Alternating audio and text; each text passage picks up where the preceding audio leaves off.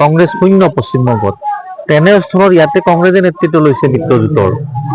পশ্চিমবংগত শূন্য থকা কংগ্ৰেছক আমি ইয়াত কেনেকুৱা আকৌ সহযোগ কৰিম? সম্ভৱেই নহয়। আমি এটা বৃহৎ দল, ভাৰতত বিৰোধীৰ দ্বিতীয় বেছিকৈ সাংসদ থকা দল হৈ গ'ল তৃণমূল কংগ্ৰেছ। আমাৰ এটা নিজা স্থিতি আছে, নিজৰ চৰকাৰ আছে। মেঘালয়ত আমাৰ অপজিশ্যন লিডাৰ আছে, আমাৰ বিৰোধী আছে মেঘালয়ত।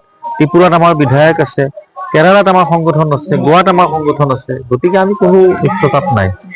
কেৱল ভূপেন বৰাই নহয়, নিৰ্বাচন ঘোষণা হোৱাৰ আগদিনালৈ কংগ্ৰেছৰ আৰু আধা আধি ভাল ভাল কেইখন নেতা গুচি যাব। মইতো কিছুমানৰ নামো ইনডাইৰেক্টলি কৈ দিছো। মানে কংগ্ৰেছটো ভৰিৰ পৰা মূৰলৈ গেলিছে।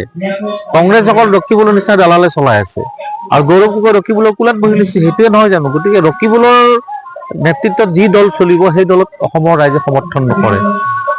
কেৱল বিশ্বৰ তৃণমূল কংগ্ৰেছ বাদ দিয়ক, তৃণমূল কংগ্ৰেছে অসমত চৰকাৰ গঠন কৰা নাছিলে। আমি যি আসন পাওঁ নহয়, আমাক কথা কৈ লাভ নাই। কংগ্ৰেছ 20ৰ তলত আসন পাব।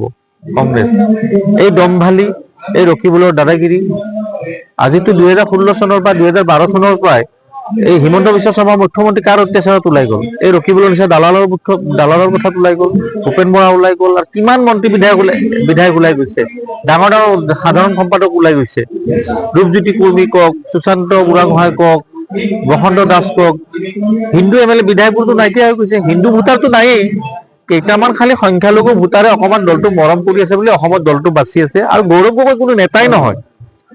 গৌৰৱ গগৈ হৈ গ'ল 14 চনত পেৰাচুট লেণ্ডিং কৰা নেতা। গতিকে তৃণমূল পৰ্যায়ত যায় তেখেতসকলে যে সংগঠন উঠাব, এইটো না সাংবাদিকক এপইণ্টমেণ্ট দি দিয়ে।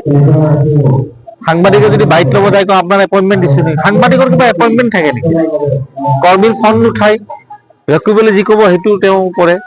গতিকে ৰকিবুলৰ কোলাত যিহেতু কৈছে, ভূপেন বৰা আৰু ওলাই যাব। ভূপেন বৰা ওলাই যোৱাই মই বেয়া পাইছো, ভাল পাইছো, কিন্তু বিজেপিত যোৱাই মই বেয়া পাইছো। বিজেপিত যাব নালাগিছিলে, কাৰণ ভূপেন বৰা এটা স্থিতি থকা নেতা আছে। গতিকে গৌৰৱ গগৈৰ নেতৃত্বত আপোনালোকে চাব, আজি নোট কৰিব, এই অভয়পুৰীত মই কৈ গলো, ফলাফল ঘোষণাৰ দিনা গৌৰৱ গগৈ পদত্যাগ কৰিব, দিল্লীলৈ তেওঁক আকৌ পিছ কৰি লৈ যাব, ৰাষ্ট্ৰীয় পৰ্যায়ত লৈ যাব, ইয়াতে প্ৰদ্যুৎ বৰদলৈক দায়িত্ব দিব। এইটো নিৰ্বাচনৰ ফলাফলৰ পিছতে।